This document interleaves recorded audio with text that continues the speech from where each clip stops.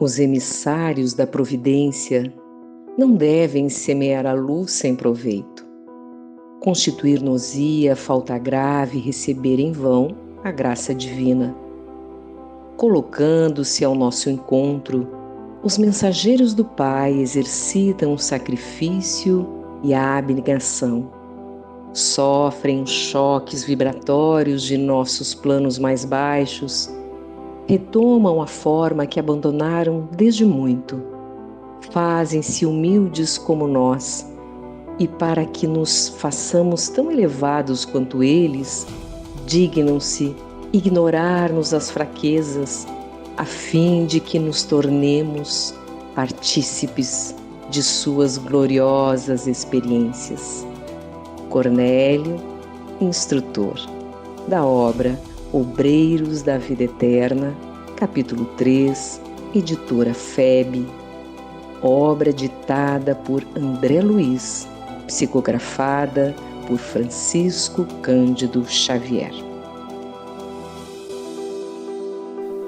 Nesse episódio de Mensagens de Cepé, vamos relatar momentos de atividades mediúnicas, conduzidas pela equipe espiritual de Cepé Tiaraju, que nos entregam exemplos marcantes da atuação do bem em trabalho socorrista. As vivências narradas aconteceram no grupo Ivone Pereira, no Hospital Espírita de Porto Alegre.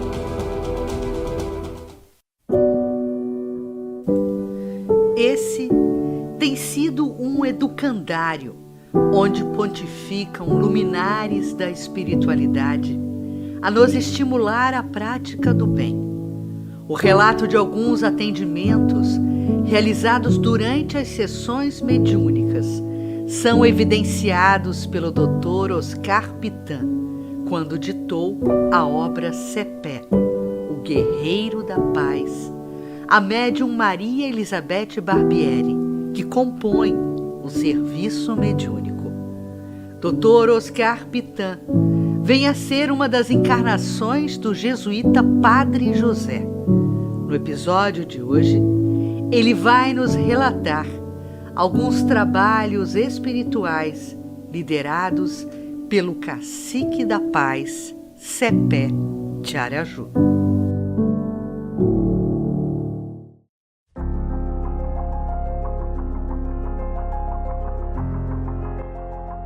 Cepé trouxe-nos certa vez uma entidade desafiadora, um espírito com uma verve e ideias requintadas que eram apresentadas com uma lógica estudada. Repetia as frases do Evangelho e fazia a sua abordagem distorcida com uma eloquência impressionante. Sou Beth Barbieri e posso me lembrar que a entidade começava o discurso com moderação, querendo demover-nos da ideia de servir ao Cristo, alinhando considerações que, a seu ver, demonstravam que abríamos mão de sermos felizes, de gozar a vida, de satisfazermos as nossas vontades a troco de nada, porque fazíamos tudo o que Jesus recomendava. Vocês estão sempre em sofrimento, com dificuldades familiares, financeiras, de saúde. Aconselho-vos a viver de maneira mais leve. Eu vim para que tenham vida e a tenham em abundância. Já anotava o apóstolo João no capítulo 10 do seu Evangelho. Logo, percebemos que nos observava minuciosamente os passos e a vida dos integrantes de nosso grupo mediúnico. Cada vez que era levado à reunião mediúnica, teria, com orquestrada habilidade, acontecimentos e dores que estavam afligindo algum ou alguns dos participantes daquela equipe. Os benfeitores amigos permitiram que experimentássemos a psicosfera que dele emanava. Era composta por fluidos narcóticos que amolentavam o ânimo e somente com a força da oração podíamos nos subtrair à sua influência tóxica.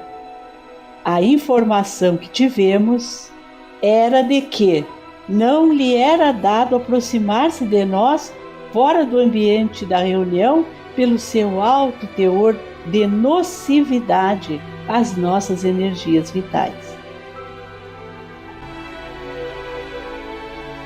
Dia, quando nos preparávamos para um desdobramento em serviço de atendimento por orientação de CPE, visualizamos o espírito Oscar Pitã aproximando-se. No entanto, embora a sua aparência fosse a do venerando instrutor, a psicosfera daquela entidade causou-nos um profundo mal-estar. E de imediato, intensificamos a prece mental. E então ocorreu um fenômeno que nunca esquecerei. A imagem do querido Oscar Pitã era somente uma máscara, bem urdida pelo espírito do hedonista. E que dessa forma tentara mistificar-nos, com a permissão das entidades que coordenam o grupo para exercitar a nossa capacidade de surpreender as enganações e também a nossa fidelidade à tarefa. Ao influxo das ondas mentais que surpreenderam o embuste, a máscara foi se esfacelando e ele, enfim, se apresentou tal como o conhecíamos. CPE conduziu, juntamente com a equipe espiritual coordenada por Jerônimo, o espírito que acompanha a médium há mais de 30 anos, a um lugar na espiritualidade, plasmado pela mente do hedonista. Era um sítio extravagante, exageradamente colorido, com sons e odores que provocavam lassidão e exacerbação dos sentidos ao mesmo tempo. Desde as construções que eram de uma arquitetura aberrante e de dimensões exageradas, até as fisionomias dos seus habitantes, cujas vestes bizarras e aparência mesclavam frieza com dissimulação, provocando um misto de repulsa e compaixão. Irmãos, vamos cercar o local e nos concentrar. Chegou a hora da nossa ação. Mobilizemos os nossos centros de força cerebral.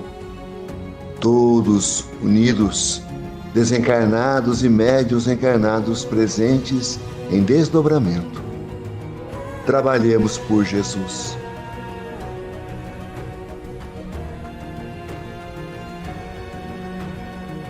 Fixei bem a cena para depois ser capaz de narrá-la. Os atendentes espirituais, em trabalho comum aos encarnados presentes, foram cercando o local na espiritualidade. Ao se concentrarem e recorrerem à oração, foram desprendendo-se fachos fluídicos que se ampliavam e saturavam aquela região. Havia chegado ao fim o reino do hedonista. As edificações foram ruindo como se estivessem sob um processo de implosão. As entidades habitantes do infeliz lugar, algumas fugiam apavoradas e outras apresentavam-se vencidas, quase aliviadas, jogando-se ao solo e deixando-se resgatar pelos ceareiros do bem.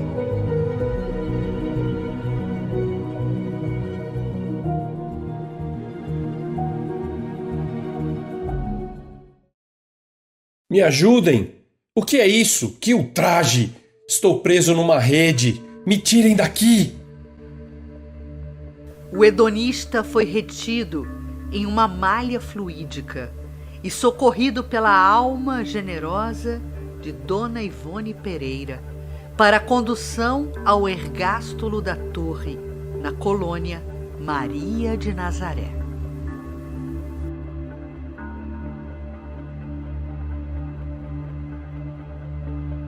O trabalho da desobsessão é extremamente delicado, necessitando de médiuns especiais, de circunstâncias próprias. O estudo traz também um componente importante para a segurança mediúnica. O médium que não estuda, que não conhece a doutrina, pode se expor a diversos inconvenientes e mesmo perigos, além de prejudicar a própria doutrina. Nos serviços de resgate de almas em desalinho com a lei divina, se faz necessário o exercício do amor coadunado com a segurança do conhecimento doutrinário. É um erro supor que bastarão a mediunidade, a fé e a assistência dos guias para suprirem as deficiências do médium. O Espiritismo é uma ciência transcendente, uma filosofia celeste, a religião da moral e do amor que nos encaminham para Deus. E não é concebível que qualquer um de nós deixe de conhecê-lo o melhor possível. Há 2 séculos acompanha aquele suicida homicida. Aguardava um instante propício para a contenção, uma vez que ele não se decidira à capitulação voluntária para a imprescindível reeducação.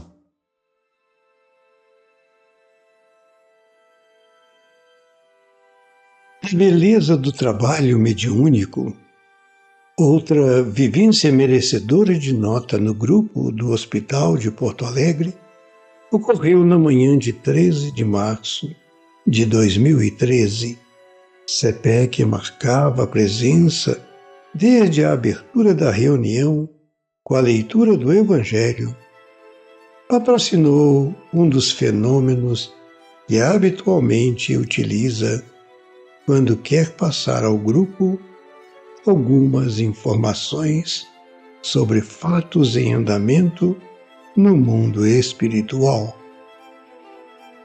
Percebam na tela fluídica o interior da Capela Sistina no Vaticano, onde a essa hora está reunido o conclave para definir o sucessor do Sumo Pontífice Bento XVI.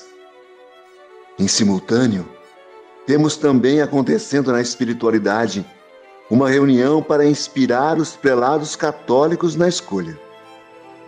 Estão presentes a essa assembleia figuras ligadas à Igreja, Madre Teresa de Calcutá e João Paulo II. A reunião espiritual e o conclave na Terra são dirigidos por Francisco de Assis. Orem pela Santa Sé, porque essa instituição, apesar dos equívocos de alguns de seus dirigentes, prestou e ainda presta significativa contribuição à difusão do Evangelho de Jesus. Foi a Igreja Católica que levou a ideia e a presença do Cristo a todos os cantos da terra. O mundo ainda precisa dessa instituição veneranda até que o verdadeiro Evangelho se implante nos corações. E arrematou, dizendo, através da psicofonia, por volta das 10 horas da manhã, um novo Papa, com novas posturas, estará assumindo a liderança da Igreja. Ele é discípulo de Francisco de Assis.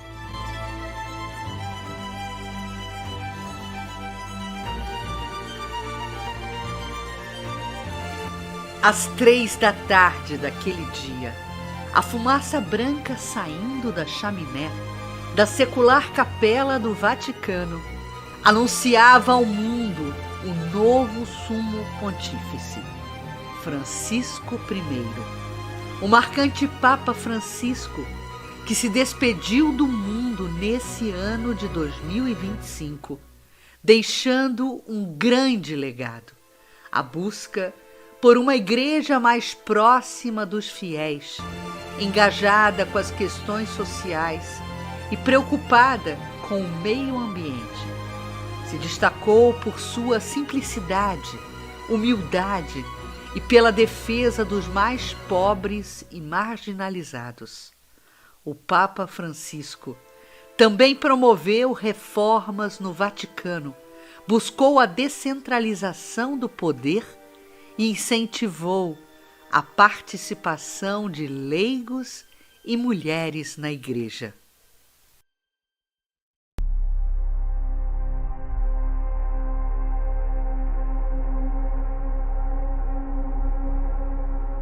Em renovadas tarefas que a providência divina nos oportunizava, pude acompanhar o trabalho de desdobramento mediúnico do grupo, uma caravana que se internava cada vez mais em uma região de trevas muito densas. O ar sufocante, a escuridão e o odor pútrido das emanações denunciavam um antro de muito sofrimento e perversidade. Mentes afundadas no crime, afastada por séculos das diretrizes da lei divina, ali estagiavam. Chegaram a uma charneca horripilante, cercada de arbustos semelhantes a espinheiros enegrecidos, de onde espiavam espíritos com forma semelhante a rinocerontes, com vários chifres retorcidos, espalhados pela cabeça imensa.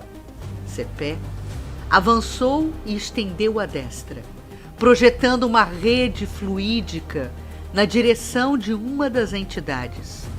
A rede pareceu colar-se naquela estrutura perispiritual deformada, retirando-a para o centro da ravina e obscurecendo-lhe a consciência.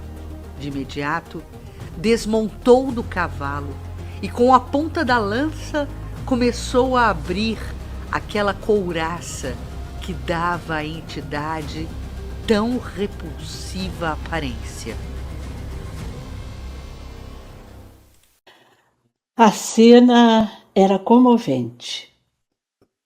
A carapaça ia se dissolvendo à medida em que o benfeitor realizava o procedimento de auxílio.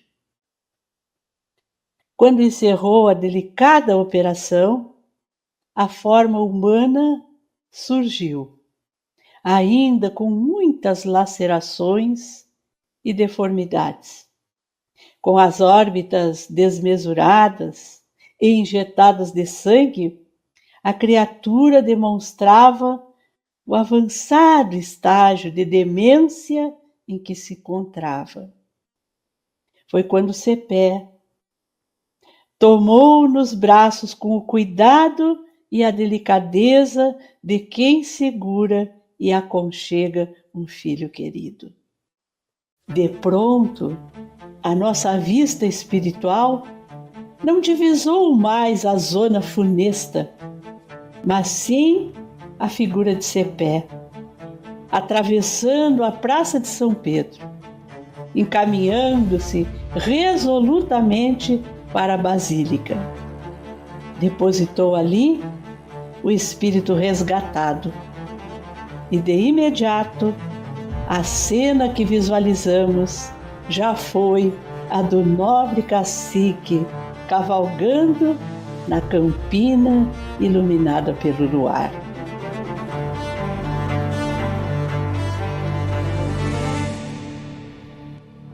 Em momentos ímpares de aprendizado entre Cepé e o grupo mediúnico, puderam indagar aos espíritos integrantes da caravana socorrista quem seria a entidade por quem Cepé demonstrara tamanho amor e compaixão.